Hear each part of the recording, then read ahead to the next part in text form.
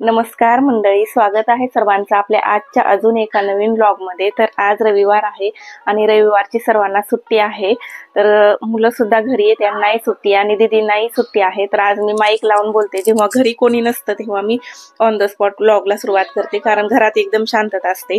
आज सुट्टी असल्यामुळे सगळेच घरी आणि आता एक्झामचा टायमिंग आलेला आहे, एक्झाम जवळ आलेले आहे, त्याच्यामुळे दीदी रविवारच्या दिवशी सुद्धा क्लासेस चालूच ठेवतात। तर आज ट्यूशन खालीच आहे, हॉलमध्ये घेतलेली, एरवी ते वरती घेतात वरच्या रूम मध्ये, पण आज खालीच आहे, त्याच्यामुळे मग म्हटलं माईक मध्येच व्लॉग चालू करावा, नाहीतर मग बाहेरचा इकडचा तिकडचा घरातला गोंधळ सगळा आवाज नीट येत नाही। म्हणून मी आता दुपारचे 1 वाजलेले आहेत आणि 1 वाजता आपल्या व्लॉगची सुरुवात केलेली, कारण आज रविवार आहे आणि तब्येत पण बरी नाही। कालपासून वातावरण बदल एकदम उन्हाळा वाटायला लागलाय, आता खूप ऊन आहे, म्हणून ताप सर्दी खोकला असं आहे थोडंसं, आणि म्हणजे खूप जास्त थंडी ताप पण आहे, मला पण आहे, आरवीला पण आहे। शिवांशला होतं सुरुवातीला, पण तो लवकर नीट होऊन गेला आणि आरूचं माझं चालू आहे आता। मला रात्रीपासून होतं, तिला सकाळपासून होतं, मग आम्ही क्लिनिकला पण जाऊन आलो सकाळी, म्हणून आजच्या व्लॉगची सुरुवात लेट केली, कारण अजिबात चांगलं वाटत नव्हतं। 10च्या नंतर आंघोळ वगैरे केली, तिला पण घातली, नाश्ता करून घेतला। तर नाश्त्यामध्ये आज मेथीचे थेपले बनवले होते, कारण काल भाजीपाला आणला, तर मग मेथी जास्त दिवस राहत नाही, म्हणून म्हटलं चला भाजी काय बनवण्यापेक्षा नाश्त्यालाच बनवावं, सगळेच खाऊन घेतील पोटभर, आणि सगळे घरी असतात तर गरम गरम चहा सोबत खाल्ले जातात। आता दुपारच्या वेळी काही नाही, दीदींनी केला आज स्वयंपाक वगैरे, तरी बरं वाटत नाहीये, पण मग दीदींना आज रविवारची सुट्टी असल्यामुळे मग त्यांच्याकडून मदत भेटली मला, बरंचसं त्यांनी आवरलं।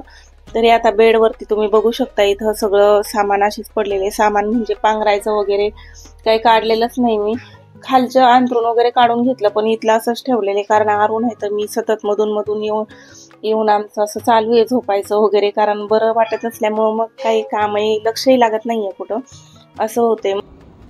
तर सकाळचा स्वयंपाक दीदींनी केला होता, त्याच्यामुळे माझी आज किचनमध्ये एंट्रीच नव्हती। रविवारची सुट्टी असल्यामुळे रविवारच्या दिवशी त्यांच्याकडून मदत भेटते, आणि ट्यूशन दुपारी ठेवली होती, त्याच्यामुळे सकाळी त्यांच्याकडे वेळ होता थोडासा, तर दुपारची जेवणं वगैरे करून घेतली आम्ही, आणि आता मी किचन साफ करते।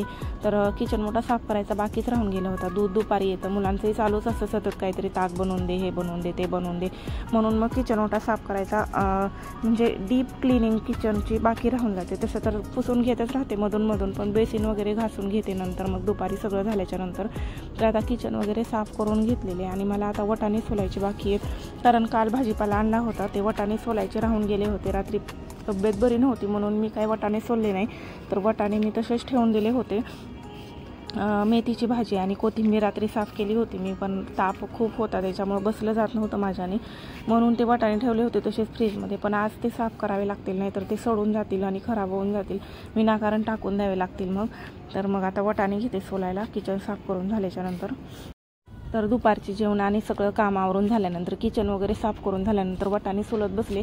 दीदींना म्हटलं मुलांना घ्या समोर तुम्ही आणि त्यांचा होमवर्क आणि थोडासा अभ्यास करून घ्या, मला काय बोलायची इच्छा नाही आहे आज, तर तुम्ही बसा, मी बसते तुमच्यासोबत, म्हणजे मग त्यांचं मुलं ऐकत नाही, तर मी कसं करते ना, एक फटका ठेवून देते आणि मग बोलते त्यांना फार, म्हणून मग तो बसतो आणि करतो शिवांश, शक्यतो शिवांश जास्त करून ऐकत नाही। आता आरूला समजतं, ती समजते सांगितलं की, आणि तिला काळजी असते करायची, पण शिवांशची गोष्ट वेगळी आहे, तो ऐकत नाही, म्हणून म्हटलं मग त्याचा अभ्यास होईपर्यंत मी इथंच बसून जाते। मी जर का झोपून गेले तर तो दीदींचं ऐकणार नाही आणि काही करणार नाही। बघता बघता एक्झामसुद्धा जवळ आलेले आहेत आणि तयारी करून घेणं गरजेचे। अजिबात तब्येत बरोबर नव्हती तरीसुद्धा म्हटलं वटाणे सोडले जातील आणि मुलांचाही अभ्यास होईल, म्हणून बसले आता वटाणे खोलत तर तरीही त्याचं चालूच आहे, इकडे फार बोलावं लागतं मुलांना, खूप लक्ष द्यावं लागतं, नाहीतर मग असं होतं की आपल्या व्हिडिओच्या चक्करमध्ये मुलांकडे दुर्लक्ष होते की काय असं वाटतं। पण मग कधी काय होतं ना, स्कूल आणि क्लासेस वगैरे, म्हणजे ट्यूशन तर घरीच राहते, आत्यासोबतच बसतात ते ट्यूशनमध्ये, पण मग त्यांच्याकडे दुर्लक्ष होईल की काय असं वाटतं, आणि स्कूल आणि ट्यूशनच्या वेळेत मला खूप वेळ भेटतो, आणि उगाच झोपण्यापेक्षा काय करायचं म्हणून मी आपलं करत राहते काहीतरी। पण मग तब्येत जेव्हा आजारी असतो, पाहुणे वगैरे येतात, तेव्हा आपण बंद करता येत नाही, कारण कंटिन्यू करावं लागतं, इंस्टाग्राम यूट्यूबला डेली अपडेट राहावंच लागतं। तर मग चालू आहे काम पण, मुलं पण, घर पण, आणि सगळंच चालू आहे, व्हिडिओ पण चालू आहे, केल्याशिवाय भाग नाही, कुठलीच गोष्ट सोडता येत नाही, आणि यूट्यूबचं तर मेन असंच असतं की तिथं सोडता येत नाही, कंटिन्यू करावंच लागतं ते। तर आता अर्धा तास लागला मला एवढे वाटाणे सोलायला, पण सोलूनच टाकले सगळे. म्हटलं नको आता अर्धे उर्धे ठेवायला, अगोदरच ते काळे पडून गेले सगळे, काल आणल्यापासून ठेवले होते ते, म्हणून सोलून टाकले लगेच सगळे. आणि चालू आहे इकडं बघतोय नुसता इकडं तिकडं लक्ष. त्याला राग फार येतो, फार राग येतो त्याला, कधी कधी फार चिडचिड करतो तो. मग आता वाटाणे सोलून घेतलेले, ठेवून देते वाटाणे. आणि आता मात्र काहीच करायची हिंमत नाही आहे, आता आरामच करणार आहे मी. छानपैकी झोप झालेली आहे आता, चेहरा बघूनच कळत असेल, फ्रेश वाटते एकदम. आणि झोपेतून उठल्यावर आता 5 वाजलेले आहेत. तर आता चहा बनवायचा आहे यांना, तर त्यांना चहा बनवते आणि मुलांना चिकूचा ज्यूस बनवते. जे की मी चिकू आणले होते, काल भाजी आणायला गेले तेव्हा चिकू आणले होते, असे मोठे मोठे छान असे चिकू आहे. तर याचं साल काढलेले मी, तर पोरांना चिकूचा ज्यूस बनवून घेते, यांच्यासाठी चहा बनवते आणि मग रात्रीच्या स्वयंपाकाची तयारी.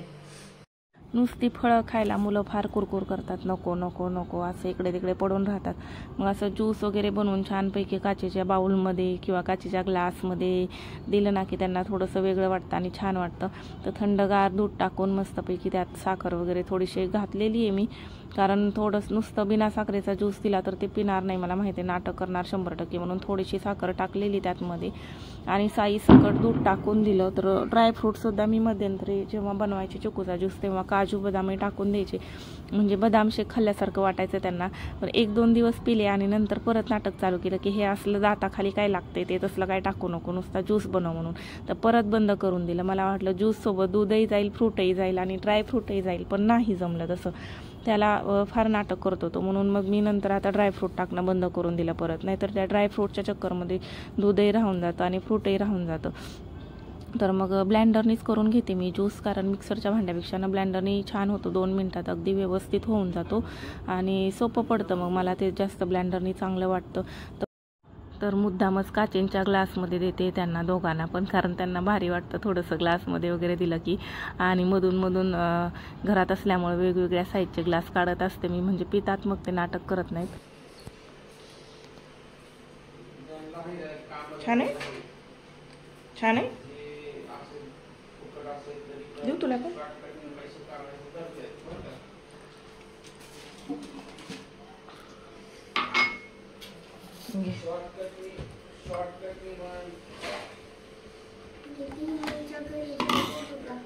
बरं वाटत नाही आता कुठं धीमईच्या घरी.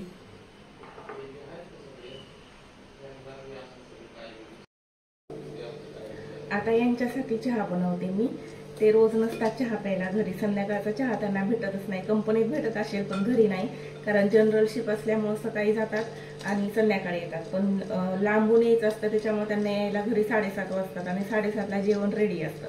म्हणून घरचा चहा फक्त त्यांना रविवारीच भेटतो. तर मग मला म्हटले की आज माझ्यासाठी मस्त गोल्डन चहा बनव, इलायची अद्रक वगैरे टाकून, नुसत्या दुधाचा चहा बनव म्हणे, पोट भरेल असा. तर आता त्यांच्यासाठी चहा बनवते म्हणून. दीदी तसं त्यांनी चहा सोडून दिले आता गरमी वाढल्यापासून, आणि मी त्यांच्यातला थोडासा घेईल बस. आता चहा पाणी वगैरे झालं, ज्यूस वगैरे झालं सगळ्यांचं, आणि स्वयंपाकाची तयारी चालू आहे रात्रीच्या. आणि शेवग्याच्या शेंगेची भाजी करते, तर शेंग नमक टाकून उकडून घेतलेली आणि इकडे फोडणी द्यायची सुद्धा तयारी चालू आहे.